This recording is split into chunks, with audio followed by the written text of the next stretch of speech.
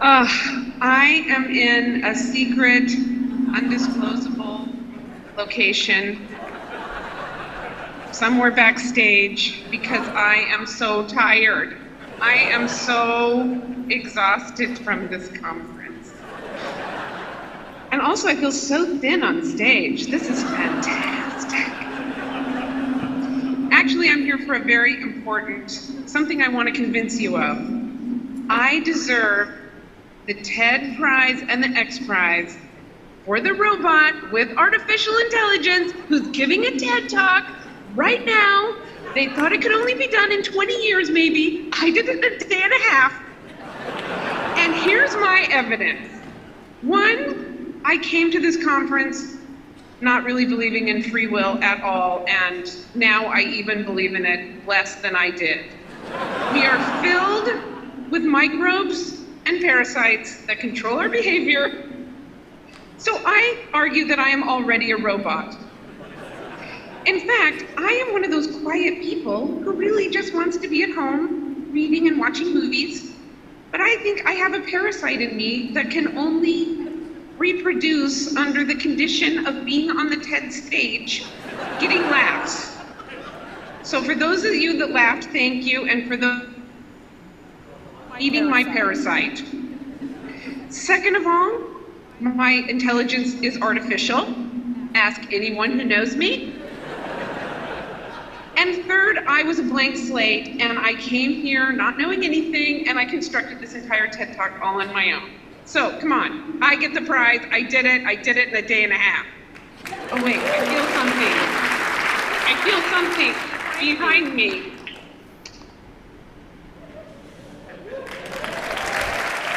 What are you doing?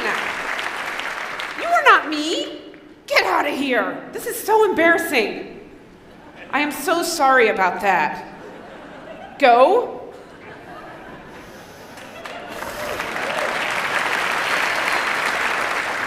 Okay, so last year they asked me to do the wrap-up, and I told you that I called my Aunt Bonnie at the end of every TED, who lives in Seattle, and I give her she wants to be the first person to hear what happened at TED, and I can't help it, I just had to do it again. So this is what my call to Aunt Bonnie is gonna be like.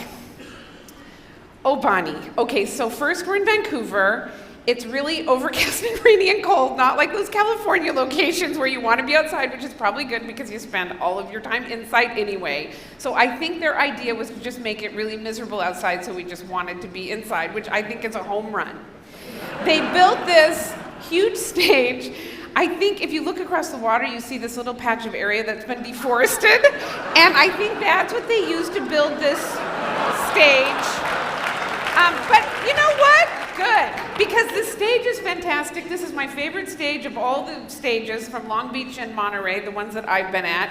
I absolutely love it.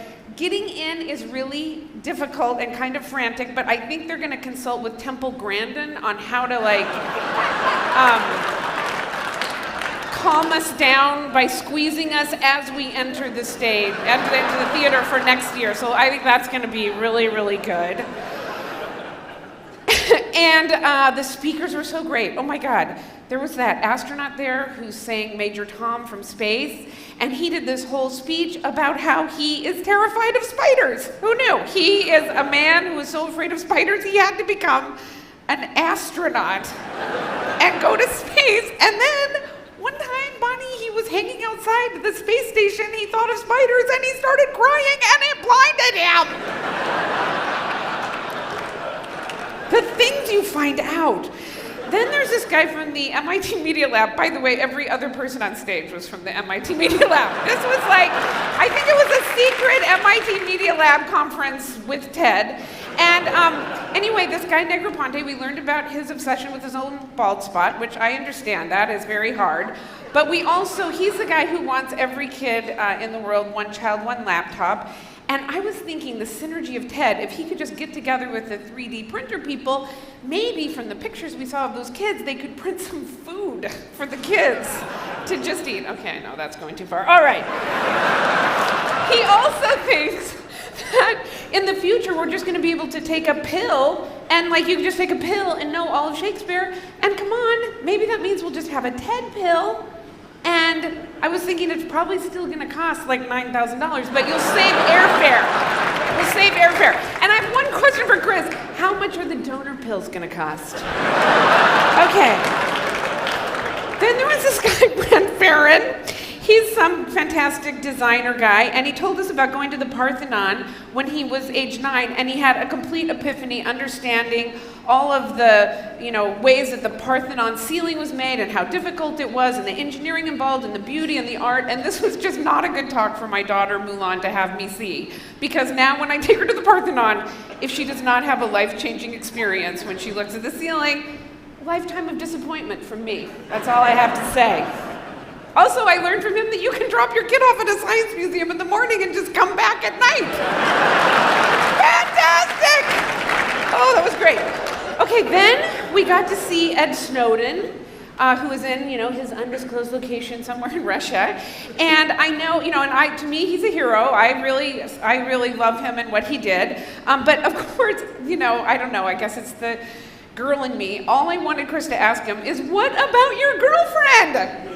What happened to your girlfriend? You just left her, and was this not just an elaborate ploy to get out of your relationship with your girlfriend? It's my question for him. And then we had the NSA director, and Bonnie, I know you're worried about the NSA gathering up all this information. He totally put our minds at rest. You totally should not be worried about that. First of all, he said Snowden should have not done what he did. He should have just gone to his superiors in Hawaii, the next guy up, and said, oh, by the way, I've just discovered that every single thing we're doing is immoral, wrong, and illegal. And that guy would have immediately gone to Washington and got the attention of the president and Congress and everyone else. I'm sure that would have happened just through the normal channels. Why didn't we do that? But Bonnie, don't worry. I know you're really upset about all the information they're getting. He described this thing they have that's in place. It's part of their protocol called Minimize. Once they've taken all of your metadata, and they know your phone calls and all the emails, not necessarily the details, but who you wrote to and who wrote back to you. Once they've gone through that, if you don't trigger something on some long, undisclosed list of attributes that they're looking for, then they put in this thing called Minimize where they completely leave you alone. So isn't that great? He does believe in privacy. It's kind of like if the government said, look, we're going to come in and ransack your house at any moment, and if we don't find anything, come on, you have your privacy.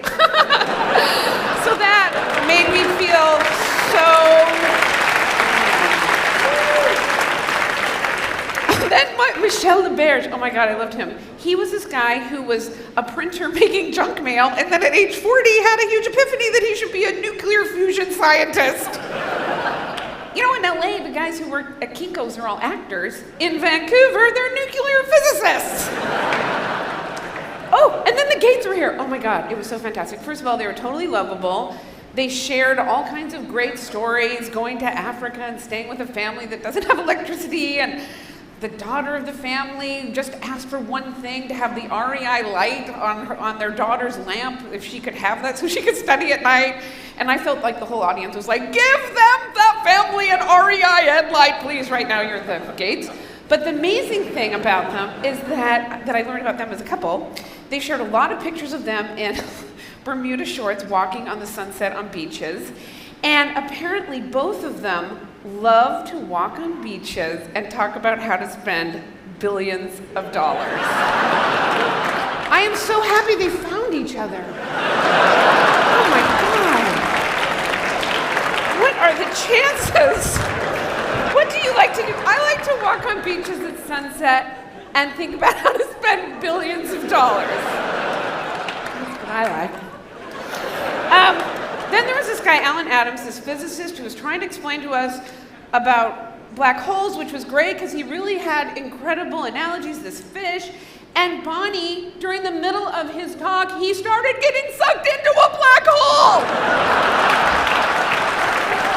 On the stage, you could just see him going,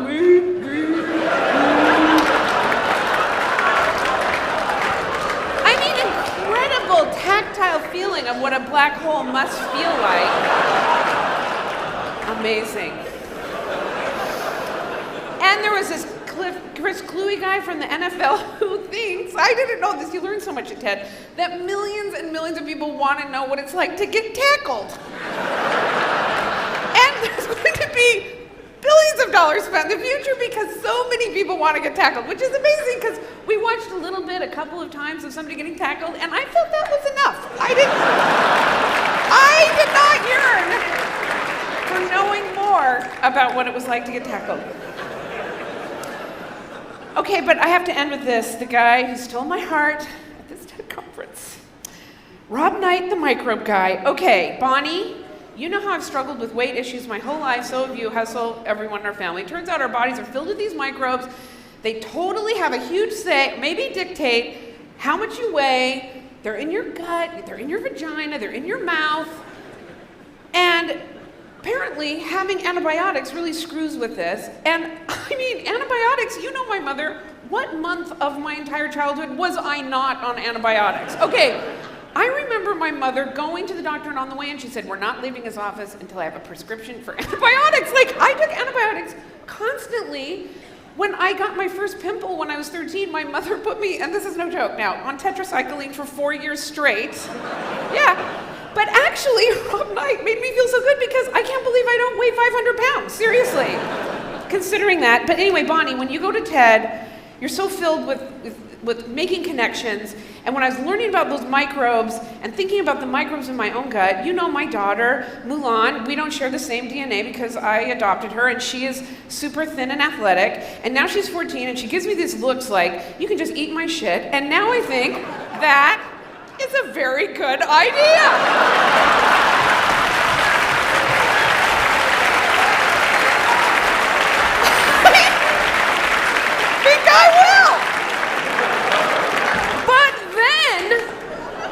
Entrepreneurial spirit infused me, and I started thinking, oh my God, this guy, Rob Knight, has changed my life.